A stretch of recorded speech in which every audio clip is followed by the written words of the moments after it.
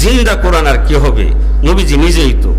এই জন্য হযরতে আব্দুল্লাহ ইবনে উমর রাদিয়াল্লাহু তাআলা আনহু বলেন, নাহনু নাযুন্নু আন্নাকা ইয়া রাসূলুল্লাহ। সুবহানাল্লাহ।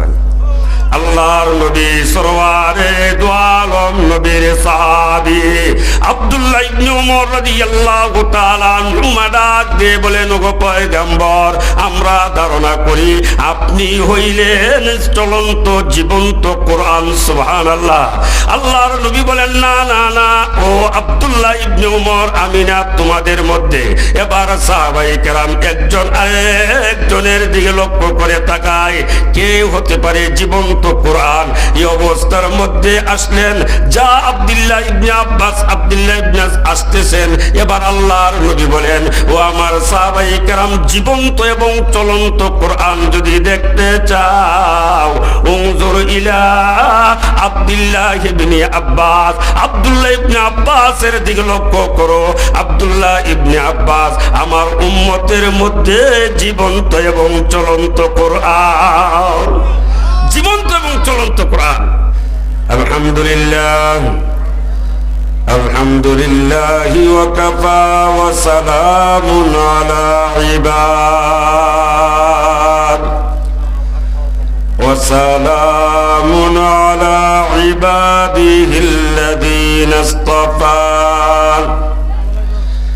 أما بعد فأعوذ بالله من الشيطان الرجيم. بسم الله الرحمن الرحيم. يا أيها الذين آمنوا قوا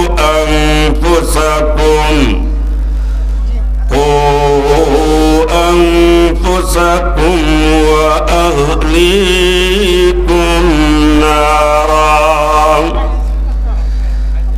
بارك الله لنا ولكم في القرآن العظيم. وقال النبي صلى الله عليه وسلم: ما من مولود إلا يولد على الفطرة وأبواه يهودانه ويمجسانه. وفي رواية: ما من مولود إلا يولد على الفطرة وأبواه يهودانه وينصرانه. أخرجه الترمذي عن أبي هريرة رضي الله تعالى عنه، أو كما قال عليه الصلاة والسلام. اللهم صل على محمد وعلى آل محمد كما صليت على إبراهيم وعلى آل إبراهيم إنك حميد مجيد. অনেকেরই জবান বন্ধ। দরুদ ইব্রাহিম আছে না এখানে? কোন জায়গায় পড়া হয়? মাশাআল্লাহ। মুক্তা গাছে একবার আমি বলছিলাম, দরুদ ইব্রাহিমের এত বড়ত্ব, এত মহত্ব, এত গুরুত্ব পড়ছেন না। দরুদ ইব্রাহিম এলাকাতে নাই, হুজুর আছে। কোন জায়গায় পড়া হয়? কোন মসজিদে? আমরা কি কোন মসজিদে পড়া হয়? চলো পড়েন। আল্লাহুম্মা বারিক আলা মুহাম্মাদ ওয়া আলা আলি মুহাম্মাদ কামা বারাকতা আলা ইব্রাহিম ওয়া আলা আলি ইব্রাহিম।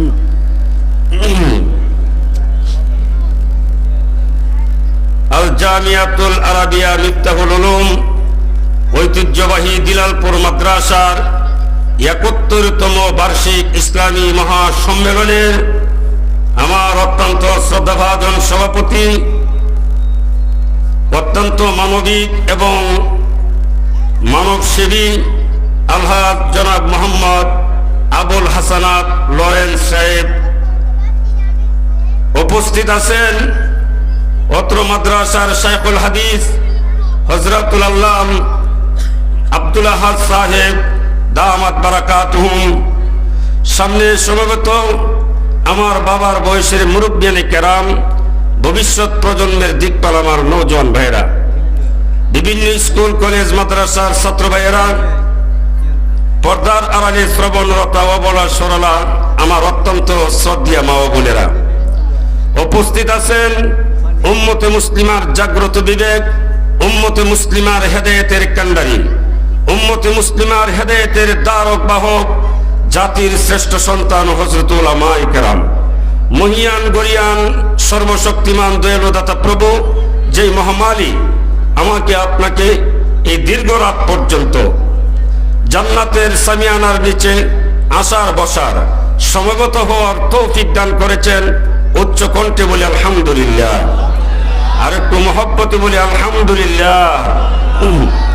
আমাদের পক্ষ থেকে অসংখ্য গণিত দুরূদ ও সালাম বর্ষিত হোক ওই নবীর উপর যেই নবী নামাজে দাঁড়াইলে জান্নাতে ঢুকে যায়, যেই নবী পা দুইটা উঁচু করলে আল্লাহর আরশে চলে যায়, যেই নবী জমিন থেকে আঙ্গুল দিয়ে ইশারা করলে আকাশের চাঁদ দ্বিখণ্ডিত হইয়া যায়, যেই নবী জমিন থেকে আকাশের দিকে তাকাইলে কিবলা পরিবর্তন হইয়া যায়, যেই নবী রাস্তা দিয়ে হাঁটলে গাছপালা তরুলতা পাহাড় পর্বত মানুষের ভাষায় সালাম দিতে বাধ্য হইয়া যায়, যেই নবী কোনো কাপড়ে হাত লাগাইলে ওই রুমালের জন্য কাপড়ের জন্য আগুন সাবান হইয়া যায়, যেই নবী মুর্দা জানোয়ারকে ইশারা দিলে সঙ্গে সঙ্গে জীবিত হয়ে মানুষের ভাষায় সালাম দিতে অনুগত হইয়া যায়, যেই নবী রাস্তা দিয়ে হাঁটলে গাছপালা তরুলতা অনেক সময় সেজদায় অবনত হইয়া যায়, যিনি এমনই চাদর গায়ে দিয়ে মদিনার সবুজ গম্বুজের নিচে আজও আমার আর আপনার ফিকিরে আছেন ওই বিশ্ব সভার সভাপতি, বিশ্ব মানবতার ত্রাণকর্তা, বিশ্ব মানবতার মুক্তির দূত, সর্বকালের সর্বযুগের সর্বশ্রেষ্ঠ মহামানব জনাবে মুহাম্মদুর রাসূলুল্লাহ সাল্লাল্লাহু আলাইহি ওয়াসাল্লামের উপর সকলে বলি আমিন, আর একটু জোরে বলি আমিন। সম্মানিত হাজিরিন, আমি আপনাদের সামনে মহাবিশ্বের বিষয় মানবতার মুক্তির সনদ মহাগ্রন্থ আল কোরআনের 28 নম্বর পারা 66 নম্বর সূরাতুত তাহরিমের 6 নম্বর আয়াতখানা তেলাওয়াত করেছি। নবীজির অসংখ্য গণিত হাদিস থেকে ইমামুল মুহাদ্দিসিন আমিরুল মুমিনিন ফিল হাদিস ইমাম তিরমিজি রাহমাতুল্লাহি আলাইহি তিরমিজি শরীফের মধ্যে এক গণনা মতে 3333টা হাদিস এনেছেন। তোর মধ্যে 2 নম্বর খণ্ডের 27 নম্বর হাদিসখানা বিখ্যাত সাহাবী হযরত আবু হুরায়রা রাদিয়াল্লাহু তাআলা আনহু থেকে বর্ণিত হাদিসখানা তেলাওয়াত করেছি। আয়াত এবং হাদিসকে একসাথে করলে আলোচনার বিষয়বস্তু হয় মা বাবার উপরে সন্তানের 10টা হক। কার উপরে? কার? মা বাবার উপর সন্তানের। আমি লক্ষ্য করেছি আমার পূর্বে আলোচনা করেছেন আমাদের অত্যন্ত মহব্বতের ভাই, আমাদের অত্যন্ত ভালোবাসার মানুষ মুফতি আতিকুল্লাহ সাহেব দামাত বারাকাতুহুম মা বাবার হক আলোচনা করেছেন। অধুনার সময়ে আমরা যদি পত্র পত্রিকা দেখি, বিভিন্ন সংবাদ মাধ্যমে আমরা দেখি নেশার টাকার জন্য মা বাবাকে সন্তান হয়ে জবাই করে, আছে না নাই? আর একটু জোরে বলেন, আছে না নাই? আমরা দেখি শুধু তা না, ইয়াবা ট্যাবলেটের জন্য মা বাবার কাছে 150 টাকা দিতে পারে না, মাকে পশুর মতো জবাই করে হত্যা করেছে আপন সন্তান, ঠিক কিনা?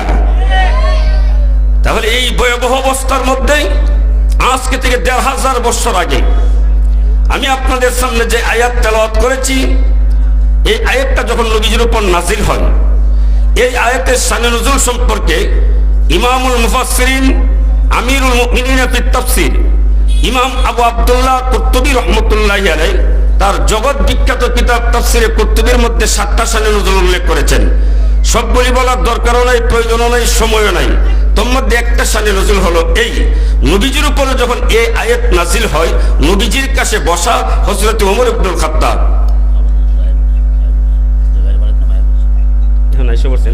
নারায়ে তাকবীর, এই আওয়াজে নিয়ে আমরা যুদ্ধ করবেন, নারায়ে তাকবীর। আওলাদে রাসূলের আগমন, আওলাদে রাসূলের আগমন। এই আওয়াজে বলে শুভেচ্ছা, এই আওয়াজে শুভেচ্ছা বলে হুজুরের নির্বাচনী হুজুরা আওয়াজ বাড়াইতে হইব। নারায়ে তাকবীর, নারায়ে তাকবীর। আওলাদে রাসূলের আগমন, বিলালপুরের পক্ষ থেকে নারায়ে তাকবীর। আল্লাহ কবুল করুক, সকলে বলি আমিন। আওলাদে রাসূলদের চেহারা দেখলো গুনাহ মাফ হয়। কি বলেন, মাফ হয় না? আছে, হাদিস আছে, উলামায়ে কেরামের থেকে শুনছেন, হয়তো আরো শুনবেন।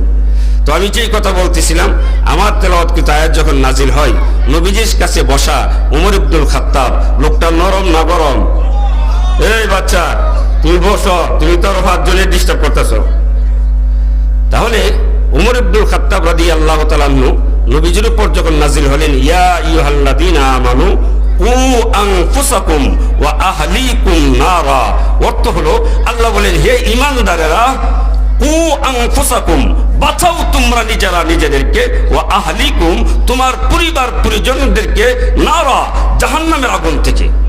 উমর ইবনুল খাত্তাব নবীজির কাছে বসা, লোকটা নরম না গরম? উনি নসিহত গ্রহণ করার জন্য নবীজিকে প্রশ্ন করছেন, নিজে নসিহত গ্রহণ করার জন্য।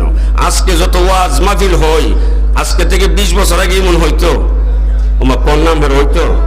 কিন্তু এখন ওয়াজ যে শুনে শ্রোতারা নিজের লাগি না আরেকজনের লাগি? ওমা নিজের লাগি শুনে, আরেকজনের লাগি। আরেকজন কেন জানেননি? 2 প্রকার লোক, এক হইল হুজুর আর হইল মহিলা। ওয়াজ শুনে নিজের জন্য না, হুজুরদের জন্য আর মহিলার জন্য। কিভাবে জানেন? এক বেচারা এই ফজিলত শুনছে ওয়াজের মধ্যে যে এরশাকের নামাজ পড়লে একটা হজ এবং উমরা সব পাওয়া যায়। বেটা ওয়াজ শুনে সকালবেলা ইমাম সাহেবের বাসায় গেছে, গিয়ে ডাকতেছে, ইমাম সাহেব, ইমাম সাহেব। ভাই কি ব্যাপার? না, দুনিয়া থাকতো না, কিয়ামত হয়ে যাবো। কি এরশাক নামাজ পড়লে একটা হজ আর উমরা সব। আপনি যে ঘুমাই রয়েছেন এই টাইমে, এরশাকের টাইমে, এটা হইল? বলেন তো ইমাম সাহেব ফজর হইরা ঘুমাইছে না না হইরা? আর একটু জোরে বলেন। জিজ্ঞাসা করে, ভাই সাহেব, আপনি যে আবার এরশাকের ওয়াজ করতে আইছেন, এই আপনি ফজরের নামাজ পড়ছেন? আমরা পড়লেও আছি, না পড়লেও আছি, আমরা পড়লেও আছি, না পড়লেও আছি, কিন্তু আপনি ইমাম সব মানুষ হইয়া কিভাবে ঘুমাই রইলেন এরশাকটা না পড়ে, অথচ হজ আর উমরা সব পাওয়া যায়? বলেন তো এই কথা যে ওয়াজ শিখছে, শুনছে, নিজের লাগি না ইমাম সাহেবের লাগি? আমরাও যে ওয়াজ শুনি, নিজের লাগি না ইমাম সাহেবের লাগি? আরেক প্রকার মানুষ আছে, ওয়াজ শিখে মহিলাদের জন্য। এক বেচারা বিয়ের বাড়িতে বেড়াইতে ওয়াজ হইতেছে, গেছেন বিয়ের সাথে, যাওয়ার পরে শুনছে হুজুরে বলতেছে, যদি কোনো ব্যক্তি 5 ওয়াক্ত নামাজ পড়ে, ফরজ 5 ওয়াক্ত নামাজ পড়লে আল্লাহ 5টা পুরস্কার দিবে। ও বিয়ায় কামরা কি হয়েছে? কি 5 ওয়াক্ত নামাজ ফরজ? বেটা জানেই না। আমার ঘরের মহিলা কামরা করতেছে কি, চিন্তা করেন, 1 ওয়াক্ত নামাজও পড়ে না। বলেন তো এই বেচারা ওয়াজ শুনছে নিজের লাগি না তার মহিলার লাগি? বাড়িতে গিয়া তোরে রেখে তোরে ভাত খাওয়ান যেত না? ও কে রে? ও নামাজ ফরজ 5 ওয়াক্ত, তুই কয় ওয়াক্ত ফরজ? বেচারি আজ 30 বছর সংসার করি, তোমার তো 1 ওয়াক্ত করতে দেখলাম না। আমরা পুরুষ মানুষ, পড়লেও আছি না পড়লেও আছি। এই জন্য ওয়াজ আমরা শুনি নিজের লাগি না হুজুরের লাগি আর মহিলার লাগি? উমর রাদিয়াল্লাহু তাআলা নবীজির কাছে বসা, ওয়াজ শিখেন নিজের জন্য। সুবহানাল্লাহ বলেন। জিজ্ঞাসা করলেন, নবী গো, এই মুহূর্তে আপনার উপর যে আয়াত নাজিল হয়েছে, আল্লাহ বলেছেন, ইয়া আইয়ুহাল্লাযীনা আমানু, হে ঈমানদাররা, কু আনফুসাকুম, বাঁচাও তোমরা নিজেরা নিজেদেরকে, ওয়া আহলিকুম, তোমার পরিবার পরিজনদেরকে বাঁচাও জাহান্নামের আগুন থেকে। নবী গো, আমি নেক আমল করলাম, বদ আমল ছেড়ে দিলাম, নিজেকে জাহান্নামের আগুন থেকে বাঁচাইলাম, কিন্তু আমার সন্তান, আমার পরিবার পরিজন নেক আমল করলো না, বদ আমল ছাড়লো না, তাদেরকে আমি জাহান্নামের আগুন থেকে বাঁচাবো কিভাবে? সুবহানাল্লাহ। আর একটু জোরে বলেন। এই আয়াতের তাফসীরের মধ্যে রইসুল মুফাসসিরিন আল্লামা আব্দুল্লাহ ইবনে আব্বাস রাদিয়াল্লাহু তাআলা আনহুমা, নাম শুনছেন? আর একটু জোরে বলেন, নাম শুনছেন নি? আমি একবার হুজুর মমিনসি মুক্তা কাছে কইছি, ঈদের কি 30 সাল, আব্দুল্লাহ ইবনে আব্বাস, নাম শুনছেন? এক লোক হুজুর শুনছি, এটা কোন লাগবে না, আপনি কইতে দেন। আমি বললাম, মনে মনে ভাবলাম যে আব্দুল্লাহ ইবনে আব্বাস রাদিয়াল্লাহু আনহুকে নিয়ে মনে স্টাডি করে। জিজ্ঞাসা করলাম, মুরব্বী যেই জুড়ে বলছেন কেমনে ছিলেন? ওইটা তো আমার পাশের বাসা, তুই ভাড়া থাকে। কি বলেন, পাশের বাসা তুই ভাড়া থেকে? না না, আল্লাহ নবীর কত বড় সাহাবী আব্দুল্লাহ ইবনে আব্বাস, যাকে বলতো নবীজি জিন্দা কোরআন। সুবহানাল্লাহ। যেমন একদিন নবীজি সমবেত সাহাবায়ে কেরামের সামনে বসা, ইত্য বছরে আল্লাহ নবী জিজ্ঞাসা করলেন, হাল তানজুরুনা বিহায়াতিল কোরআন, এ আমার সাহাবায়ে কেরাম, তোমরা কি একটা জিন্দা কোরআন দেখতে চাও, যেই কোরআন চলে? সুবহানাল্লাহ। সাহাবায়ে কেরাম জানলেও উত্তর দিতেন, আল্লাহু ওয়া রাসূলুহু আ'লামু বিস-সাওয়াব, আল্লাহ আল্লাহর রাসূলই ভালো জানে। এই উত্তরটা ভালো না মন্দ? অনেকে বলে না ভালো না মন্দ, কিন্তু এই উত্তরওয়ালা লোক আমাদের সমাজে আসেনি। যদি কোনো মতে হাদিস একটা জানিয়ে লইতে পারে, বাংলা বুখারী কইরা ইমাম সাহেবরে গিয়ে কইবো হাদিস কিন্তু আমরাও কম জানি না, এমন আছে না নাই? কেমন যে জানি এটা তো আমরা জানি, ঠিক আছে। মসজিদের সামনে ফাইরা ফেরে ফাললো কুল আল্লাহটা শুদ্ধ হইতো না, এমন আছে না নাই? কিন্তু না, সাহাবায়ে কেরাম বলেন আল্লাহু ওয়া রাসূলুহু আ'লামু বিস-সাওয়াব, আল্লাহ আল্লাহ রাসূল ভালো জানে। আল্লাহ নবী বলেন ইনতাজির, অপেক্ষা করো। সাহাবায়ে কেরাম বললেন, নবীজি উত্তর অন্য সময় দিয়া দিয়ে আজকে বলতেছেন অপেক্ষা করার জন্য। একজন আরেকজনের দিকে তাকা। আব্দুল্লাহ ইবনে আব্বাস রাদিয়াল্লাহু তাআলা আনহুমা বলেন, এই আয়াত যখন নবীর উপর নাজিল হলেন, আমিও ছিলাম। আব্দুল্লাহ ইবনে হযরত ওমর ইবনুল খাত্তাব যখন ওমর ইবনুল খাত্তাব নবীকে প্রশ্ন করলেন, নবী গো, আমি নেক আমল করব, বদ আমল ছেড়ে দিব, জাহান্নাম থেকে বেঁচে যাব, নেক আমল করব, জান্নাতের মেহমান হয়ে যাবে, কিন্তু আমার পরিবার পরিজন যদি নেক আমল করে না, বদ আমল ছাড়ে না, তাদেরকে আমি জাহান্নামের আগুন থেকে কিভাবে বাঁচাবো? আল্লাহ তো এই আয়াতে বলছেন, বাঁচো নিজেরা জাহান্নামের আগুন থেকে, বাঁচাও তোমার পরিবার পরিজনকে। সুবহানাল্লাহ। আব্দুল্লাহ ইবনে আব্বাস রাদিয়াল্লাহু তাআলা আনহুমা বলেন, ওমর, এই আয়াতের মাধ্যমে আল্লাহ তাআলা মা বাবার উপরে সন্তানের 10টা হক সাব্যস্ত করেছেন। সুবহানাল্লাহ।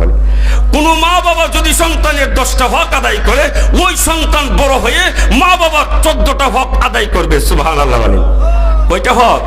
তাইলে মা বাবা সন্তানের কাছে পায়, সন্তানের কাছে মা বাবা পাওনা 14টা, মা বাবার কাছে সন্তানে পায় 10টা। কয়টা? আগেকারটা মা বাবারটা না সন্তানেরটা?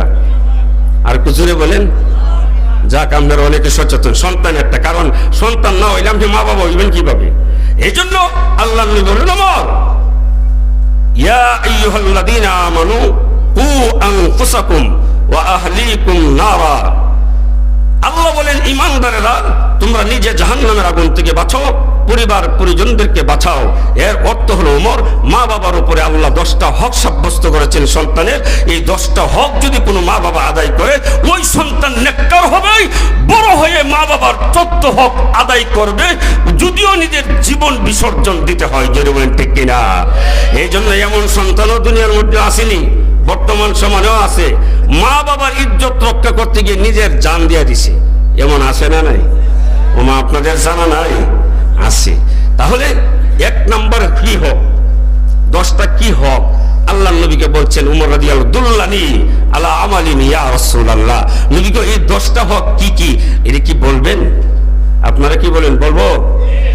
নবীজি বলছেন, তাফসীরে কুরতুবীর মধ্যে ইমামুল মুফাসসিরিন ইমাম আবু আব্দুল্লাহ কুরতুবী রাহমাতুল্লাহ আলাইহি একটা করে 10টা হক আদায় উল্লেখ করেছেন। তোর মধ্যে 1 নম্বর হক, বাবার উপরে বিবাহ করার আগে। এখন বুড়ারা যদি বিয়ে করে নিয়েছে, সন্তানের নাতিপুতি হয়েছে, আমরা এটা দরকার নাই না? দরকার নাই না? আছে। এই তাফসীরের শেষে উল্লেখ করেছেন, যারা মা বাবা হয়ে গেছেন, যারা নাই নাতিনের মালিক হয়ে গেছেন, তারাও কিভাবে তাদের অসৎ পথে চলনেওয়ালা সন্তানকে, বদামলকারী সন্তানকে কিভাবে নেকামলকারী বানাবে, শেষে এটার ফিনিশিং আছে। এই জন্য দরকার একজনের না সকলের। বিয়া যারা করছে এদের না, নাতি যারা হয়ে গেছে তারাও, সবাই যারা নানা দাদা হয়ে গেছে তাদেরও দরকার। 1 নম্বর হক, আল্লাহর নবী বলেন, ওমর, 1 নম্বর হক মা বাবার উপরে সন্তানের 1 নম্বর হক, বিবাহ করার আগে বাবা একজন নেককার মায়ের ব্যবস্থা করবে। সুবহানাল্লাহ। নেককার মায়ের কি করবে? এজন্য মুসলমান আমরা এইগুলি জানি না, ইহুদি খ্রিস্টান এইগুলি ভালো জানে। যার কারণে বিজ্ঞানী নেপোলিয়ন বলেছিলেন, আমাকে একটা আদর্শ মা দাও, আমি তোমাদেরকে একটা আদর্শ জাতি উপহার দিব। জোরে বলেন ঠিক কিনা? কেন? আদর্শ মা ছাড়া আদর্শ সন্তানের বিকল্প নাই। আম গাছ লাগাইয়া কাঁঠালের আশা করা যায় না, কাঁঠাল গাছ লাগাইয়া জাম্বুরার আশা করা যায় না, কাঁঠাল গাছ লাগাইয়া বেলের আশা করা যেমন বোকামি, আদর্শ মা ছাড়া আদর্শ সন্তানের আশা করো বোকামি। জোরে বলেন ঠিক কিনা? এই জন্যে এক নম্বর হক বাবার উপরে বিবাহ করার আগে। যার কারণে নবীজি এক হাদিসের মধ্যে বলেন, নবীজি বলেন তুনকাহুল মারআতু লিআরবাইন, পুরুষ নারীদেরকে বিবাহ করে চারটা জিনিস দেখে। কয়টা জিনিস দেখা? এক নম্বর লিমালিহা, মাল দেখা। দুই নম্বর ওলি হাসাবিহা, বংশমর্যাদা দেখে। তিন নম্বর, চার নম্বর ওলি জামালিহা, সৌন্দর্য দেখে। চার নম্বর ওলি দিনিহা। তো নবীজি দিনকে আগে আনছেন না পরে আনছেন? আর একটু জোরে বলেন, আগে না পরে? ওই যে একজনে আগে বলে আনছেন, চিন্তা করছেন? আল্লাহ নবী বলেন তুনকাহুল মারআতু লিআরবাইন, পুরুষ নারীকে বিবাহ করে চার কারণে। কয় কারণে? এক নম্বর লিমালিহা, মাল দেখা। বলেন আমাদের সমাজে কিছু লোক মাল দেখে বিয়ে করেনি, ও আপনার এলাকাত নাই, করে। দ্বিতীয় নম্বর ওলি হাসাবিহা, বংশমর্যাদা দেখা। তিন নম্বর ওলি জামালিহা, সৌন্দর্য দেখে। এই পর্যন্ত কোনো কাল্লা বেডির আই লাভ ইউ কইছেনি?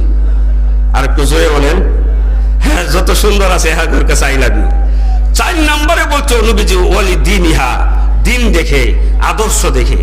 এখানে মুহাদ্দিসিনে কেরাম অনেক কথা লিখছে, সব বলার দরকার নেই, সময় নেই। নবীজি চারটা কথা উল্লেখ করছেন। পুরুষ নারীকে বিবাহ করে চার জিনিস দেখে, সৌন্দর্য দেখে, মাল দেখে, বংশমর্যাদা দেখে। চতুর্থ নম্বরে দিন, আদর্শ কেন আনলেন? এর অর্থ হলো মুফতি উসমানী দামাত বারাকাতুহু হাদিসের ব্যাখ্যায় লেখেন, নবীজি যে মাল দেখে কথা বলছেন, ওলি মালিহা, মাল দেখে বিবাহ করা, এটা হিন্দুদের কালচার। এটা কার? ইহুদিদের কালচার। এই কালচারটা কার? ইহুদিদের। আর সৌন্দর্য দেখে বিবাহ করা, এটা খ্রিস্টানদের কালচার। ওলি মালিহা আর মাল দেখে ব্যবহার, বংশ দেখে ব্যবহার করা, এটা হিন্দুদের কালচার। বংশ দেখে ব্যবহার করা কার কালচার? তাহলে মাল দেখে ব্যবহার করা এটা কার? ইহুদিদের।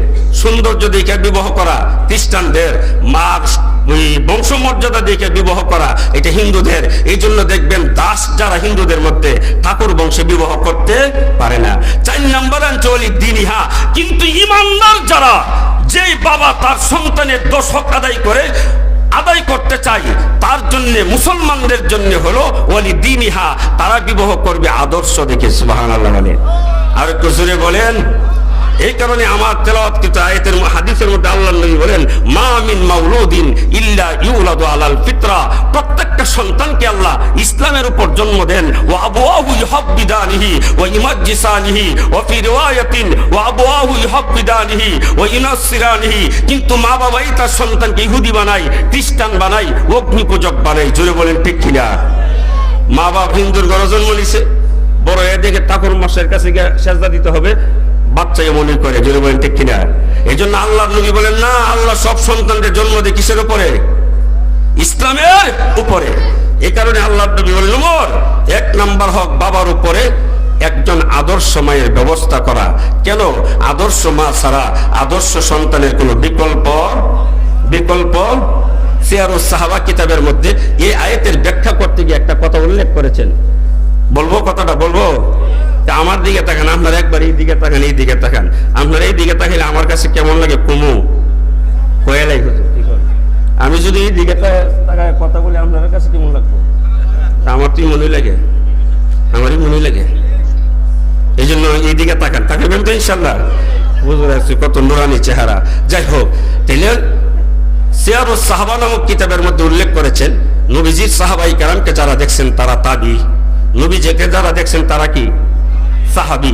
সাহাবিদেরকে যারা দেখছেন তারা কি? তাবি। এই সাহাবাই কেরামের যুগে এমন থেকে একজন লোক আসছেন মদিনায়, আইসা মুসলিম হইলেন। লোকটা জোয়ান, কিন্তু তার মদিনাতে বাড়িও নাই, গড়ও নাই। মনে রাখেন, আদর্শ মা ছাড়া যে আদর্শ সন্তান কি নাই, বিকল্প নাই। এটা বোঝাইতে গিয়া সিয়ারুস সাহাবা নামক কিতাবের মধ্যে আল্লামা আব্দুস সালাম মক্কি রহমতুল্লাহ আলাইহি এই আয়াতটাই না আনতে গিয়ে কথাটা উল্লেখ করেছেন, আদর্শ মায়ের দরকার কত, আর আদর্শ মায় কি পারে। সুবহানাল্লাহ বলেন। তো ফররুক ওনার নাম, এমন থেকে এসে নৌ মুসলিম যুবক মানুষ মসজিদে নববীর মধ্যে থাকে। একদিন ইমাম সাহেব জিজ্ঞাসা করলেন, মসজিদে নববীর তখনকার ইমাম জিজ্ঞাসা করলেন, হে যুবক, বাড়ি কোথায়? এমন, এখানে কি করো? নৌ মুসলিম, কাজ নাই? এই তো সপ্তাহে কয়েকদিন অল্প কিছু কাজ করি, এইগুলি খাই। বিবাহ করো। আমার চেয়ে বিয়া দিবে কে? ঘর নাই, বাড়ি নেই। মসজিদে নববীর ইমাম সাহেব বলে, এক কাজ করো, মসজিদে নববীর পাশে কত খালি জায়গা আছে, নাও, আমি তোমাকে কিছু টাকা দিলাম, একটা ঘর বানাও। ঘর বানাইলেন। বানানোর পরে তাকে কিছু কাজ দিই। কয়েকদিন পরে একজন লোক এসে বলতেছেন মসজিদে নববীর নতুন ইমামকে, ইমাম সাহেব, আমার কাছে একটা মেয়ে আছে, যেই মেয়ের মাও নাই বাবাও নাই, ছোটবেলা মারা গেছে। তার মা ছিল আমার দাসী, তার বাবা মারা গেছেন তার পেটে, মার পেটে থাকতে। এই মেয়েটা এখন যুবতী, অত্যন্ত রূপসী, সুন্দরী, আদর্শ, নেককার। এই মেয়েটার জন্য একটা স্বামী দেখেন। ইমাম সাহেব বলে, জামাই তো আমার কাছে ধরে। কি বলেন? জামাই, বেকার জামাই। ডাক দিলেন, এ ফররুক, তালি লইয়া এদিকে আসো। আসলেন, বিবাহ করো। তো আমার কাছে বিয়া দিব কে? করি দি। সুবহানাল্লাহ বলেন।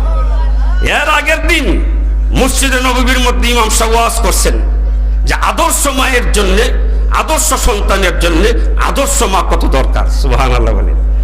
বলতেছে ইমাম সাহেব, আপনার কথা শুনেছি, যদি আদর্শ নেককার স্ত্রী পাওয়া যায় তাহলে আমি বিবাহ করতে রাজি। সুবহানাল্লাহ বলেন। সেই কথাটা বলি, বিবাহ হয়ে গেলেন। বলেন তো দেখি, যাকে বিবাহ করেছেন এই মহিলা নেককার না বদকার? ফররুক রহমতুল্লাহ আলাইহি বলেন, ইমাম সাহেব, সন্তানের 10টা হক আছে মা বাবার উপরে। প্রথম হকের নামই হইল একটা নেককার মায়ের ব্যবস্থা করা। অতএব আপনার কথায় আমি নেককার স্ত্রীর ব্যবস্থা করলাম। কিন্তু মদিনার মধ্যে তখন অভাব, সবার উপরে তখনকার সময় উন্নতের চরম শিখরে ছিলেন সিরিয়া। এই জন্য ফররুক রহমতুল্লাহ তার স্ত্রীর সাথে পরামর্শ করলেন, দেখো, মদিনায় তাইকা সংসার চলে না, আমার কাছে কিছু টাকা আছে, এই 10,000 দিরহাম আছে, এই টাকাটা তোমার কাছে আমানত রাখলাম, আর তোমার পেটে আমার আমানত আছে। একজন নেককার স্ত্রী হিসাবে আমাকে একজন নেককার সন্তান দিও। সুবহানাল্লাহ। কেন? আমি মসজিদে নববীর ইমাম সাহেবের ওয়াজ শুনে সূরা তাহরিমের 6 নম্বর আয়াত পড়ে আমি শিখেছি মা বাবার উপরে সন্তানের 10 হক। প্রথম হক বাবার উপরে একটা নেককার মায়ের ব্যবস্থা করা। আমি এই হক আদায় করলাম, বাকি নেককার স্ত্রী হিসেবে একটা নেককার সন্তান উপহার দেওয়া, এটা তোমার দায়িত্ব। সুবহানাল্লাহ। এই কথা বলে উনি চলে গেছেন। এই সেই সিরিয়া। আস্তে আস্তে 22 বছর। কই বছর বলেন তো? এখনো সন্তান মার পেটে আছে না দুনিয়াতে আইছেন?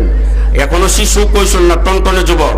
টনটনে যুবক। ফররুক রহমতুল্লাহ আলাইহি 22 বছর পরে বাড়িতে আসলেন। মসজিদে নববীর পাশে আলাদা এক জায়গায় বাড়ি, যেই বাড়িতে তার মা নাই, বাবা নাই, ভাই নাই, বোন নাই, শাশ নাই, শাশুড়ি নাই, এমনকি শালা সুমন্দিও নেই। বলেন ঠিক কিনা? এই বাড়িতে উনি ঢুকবে 22 বছর আগে কত প্ল্যান প্রোগ্রাম। বিবাহিত যারা, এরা বেশি কয়েকদিন বাড়ির বাইরে থাকলে মাথার মধ্যে কিলবিল করে। জোরে বলেন ঠিক কিনা? আল আকিলু তাকফিফিল ইশারা। এই অবস্থার মধ্যে উনি 22 বছর পরে আসছেন। কিন্তু যখনই আসতেছেন আসরের প্রাককালে আগে, ওনার বাড়ি থেকে একটা যুবক বের হয়ে যাইতেছেন। উনি মুতারাদ্দিদান, উনি সন্ধিয়ান হইলেন, হাইরে, আমার স্ত্রী তো নেককার ছিল, কিন্তু সে কি তার সতীত্ব নষ্ট করে ফেলছে? ওনার মন খারাপ হয়ে গেছেন। ঘরের মধ্যে ঢুকলেন, নেককার স্ত্রী হিসেবে আগে সালাম দিছেন। তার চেহারাটা মলিন। জিজ্ঞাসা করলেন, স্বামী, হে, দীর্ঘ 22 বছর পরে আসলেন, চেহারাটা মলিন কেন? আমি জানতে চাই। ইত্য বছরে মসজিদে নববীর মধ্যে আসরে আজান দিয়ে দিছেন। ইমানদার মুসলমান যারা আজান শুনলে ঘরে থাকতে পারে? আর একটু জোরে বলেন, থাকতে পারে? কিন্তু আমার আপনার দ্বারা কোনো অসুবিধা নাই। কিন্তু আমার আপনার ভালোবাসা মহব্বত যার সাথে আছে, সে যদি আধা সেকেন্ডে একটা কুট করে মিস কল দেয়, এটা ব্রেক কইরা 3 ঘন্টা 4 ঘন্টা ব্যালেন্স শেষ, চার্জ শেষ হওয়ার আগ পর্যন্ত কথা বলার সময় আছে। আল্লাহ বলেন, বান্দা না, ডাইরেক্ট দৈনিক 5 বার তোমাকে আমি রিং দেই, আমার রিং রিসিভ করে মসজিদে 10 মিনিট সময় দেওয়ার টাইম আমার নাই। আমিও ইমানদার। জোরে বলেন ঠিক কিনা? যাই হোক, ফররুক রহমতুল্লাহ আলাইহি স্ত্রীকে বলেন, তোমার সঙ্গে কথা বলার টাইম নাই, আজান দিয়ে দিচ্ছেন। আজান শুনে উনি মসজিদে নববীর মধ্যে গেলেন। মসজিদে নববীতে আসরের নামাজ আদায় করলেন। আসরের নামাজ আদায় করার পরেই ফাযানাল মুয়াজ্জিনু, একজন ঘোষণাকারী ঘোষণা করলেন। আমাদের যেমন ফাজাইলে আমলের তালিম হয় অনেক মসজিদে, বলেনি যে মুসল্লিয়ানে কেরাম বসবেন, নামাজের পরে তালিম হবে, বলে কিনা? ফাযানাল মুয়াজ্জিন, একজন ঘোষণাকারী ঘোষণা করলেন, মসজিদে নববীর উপস্থিত মুসল্লিয়ানে কেরাম, আপনারা সকলেই বসবেন। মসজিদে নববীর নতুন ইমাম, নাম তার রাবিয়া রায়। সুবহানাল্লাহ বলেন। নাম তার রাবিয়া রায়। উনি নবীজির রোজার পাশে বসে হাদিসের তেলাওয়াত করবেন। সকলেই বসে গেলেন। ফররুক রহমতুল্লাহ বলেন, আমিও বসে গেছি। সুবহানাল্লাহ। তো মসজিদে নবীর নতুন ইমাম রাবিয়া রায় নবীজি রোজার কাছে বসে হাদিসে তেলাওয়াত শুরু করলেন। ক্বালান নবী সাল্লাল্লাহু আলাইহি ওয়াসাল্লাম ইন্নাল জান্নাতা তাশতাকু ইলা খামসাতি নাফারিন তালিল কুরআন ওয়া হাফিদিল লিসান ওয়া মুতঈমুল জিআনি ওয়া মুকসিল উরিয়ান ওয়া মান সাল্লা আলা হাবিবির রহমান। এইভাবে একটার পরে একটা হাদিস তেলাওয়াত শুরু করলেন। মাসর থেকে মাগরিব, মাগরিব থেকে এশা, এশার পরে এক লোক গিয়ে বলে কাল্লিক তিলাওয়াতাকা ইয়া রাবিয়ার রায়, ও রাবিয়ার রায় তোমার তেলাওয়াত তুমি বন্ধ করো, বন্ধ করো। তোমার তেলাওয়াতের অ্যাকশনে দুইজন লোক মারা গিয়েছেন, অনেক লোক বেহুশ হইয়া গেছেন, মসজিদে নববীর চোখের পানিতে ভিজে গেছেন। হযরত রাবিয়ার রায় তেলাওয়াত বন্ধ করলেন, দোয়া করে দিলেন। ফররুক রহমাতুল্লাহি আলাইহি উনিও তেলাওয়াত শুনেন আর বলেন আল্লাহ জীবনে কত মুহাদ্দিসের কাছ থেকে তেলাওয়াত শুনেছি, কিন্তু এমন হৃদয় আকর্ষণ, এমন হৃদয় গ্রাহী, হৃদয় গ্রাহী তেলাওয়াত যার তেলাওয়াতে মানুষ মারা যায়, মসজিদে নববীর চোখের পানিতে ভিজে যায়, মানুষ বেহুশ হইয়া যায়, এমন মুহাদ্দিসের তেলাওয়াত আমি জিন্দেগি তো শুনি নাই। সুবহানাল্লাহ। উনি এই কথা বলেন আর বলেন আল্লাহ না জানি এই নতুন ইমাম রাবিয়ার রায় কেমন গর্বিত বাবার সন্তান, কেমন আদর্শ মায়ের সন্তান। উনি এই কথা ভাবতে ভাবতে উনি ঘরের মধ্যে ঢুকলেন, নেককার স্ত্রী হিসেবে সালাম দিলেন। এবারও তার মন খারাপ, জিজ্ঞাসা করলেন স্বামী 22 বছর পরে আসলেন, আসরের নামাজ পড়তে গিয়ে ও স্বামী এশার নামাজ পড়ে আসছেন, আপনার চোখগুলি লাল দেখা যায়, মনে হয় কোনো বিষয়ে কাতর হইয়া, ও স্বামী কোনো বিষয়ে কাতর হইয়া মনে হয় আপনি কান্না করেছেন। সুবহানাল্লাহ। ও স্বামী কেন কান্না করলেন? ফররুক রহমাতুল্লাহি আলাইহি বলেন ইন্নী উতাল্লিকুকে আমি তোমাকে তালাক দিব। সতী সাধবী নারী তালাকের কথা শুনলে দিলের মধ্যে লাগেনি।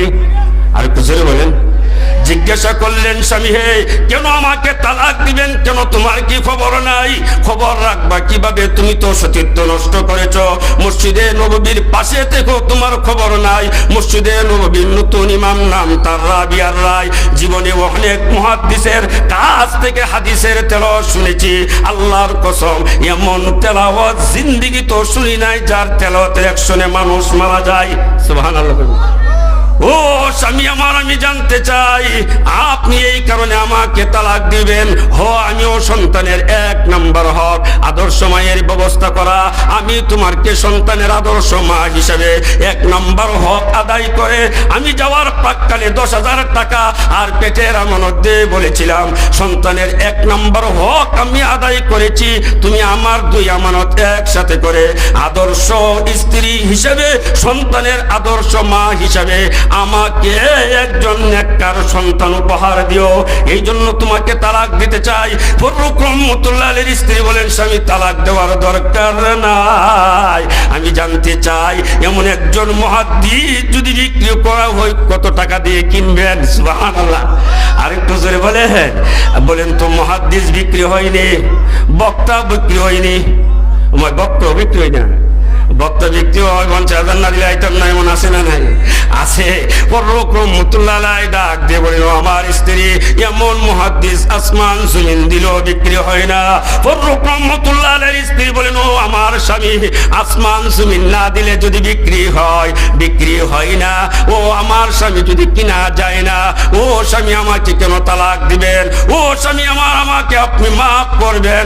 আজকে থেকে 22 বছর আগে 10,000 টাকার আমানত, পেটের আমানত দিয়ে বলেছিলেন আদর্শ মা হিসাবে, সন্তানের আদর্শ মা হিসাবে একটা আদর্শ সন্তান উপহার দেওয়ার জন্য সন্তানের 1 নম্বর হক আপনি আদায় করেছিলেন।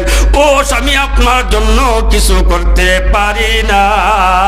যেই মুহাদ্দিসের তেলাওয়াতের অ্যাকশনে মানুষ মারা যায়, মসজিদে নববী চোখের পানিতে ভিজে যায়, মানুষ বেহুশ হইয়া যায়, এই রাবিয়ার রায় আর কেউ না, আপনার সন্তান জগৎ বিখ্যাত মুহাদ্দিস রাবিয়ার রায়।